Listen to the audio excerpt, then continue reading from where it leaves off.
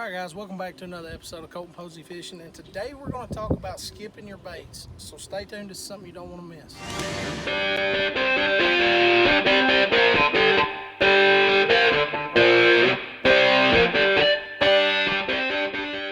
Alright guys, so we're going to talk about skipping your bait. So one of the easiest ways to learn how to skip your lure is a simple technique using a wacky rig. So if you're not familiar with a wacky rig, you're just rigging that soft plastic bait right through the middle. It looks crazy, but it works.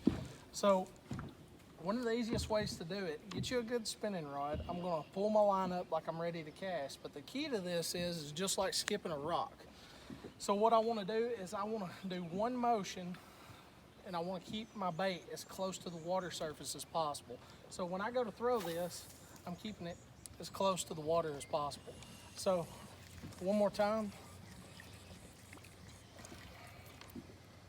I'm gonna, you wanna leave, about a foot off the end of your pole, and then it's one solid motion. You don't have to sling it as hard as you possibly can or anything like that, just one fluent motion. And the way I do it as far as skipping docks is if you look over here at this garage door, you always want to keep your eye on what you're trying to hit. It's just like pitching in baseball.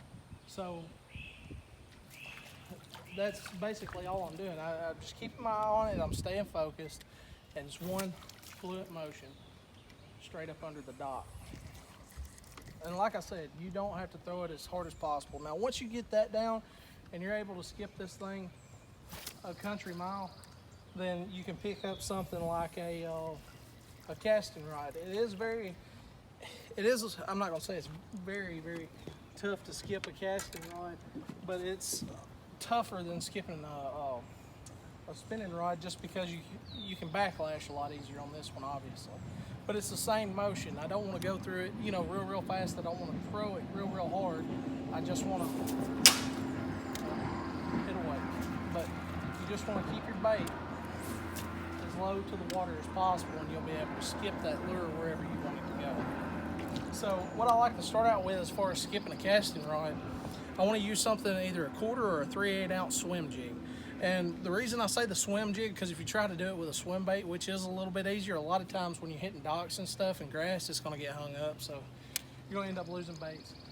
So with a bait caster, one more time, I'm just going to keep that bait as low to the water as possible and make that cast. So low to the water, and we're skipping. That's it. Same way with the spinning rod, but start out with something like a wacky rig or something like that, then you can move up to your heavier stuff.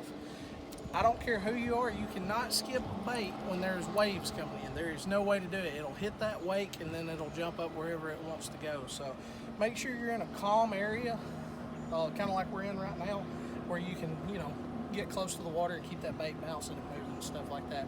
So guys, I appreciate you watching. Don't forget to like and subscribe for more content. We'll see you next time.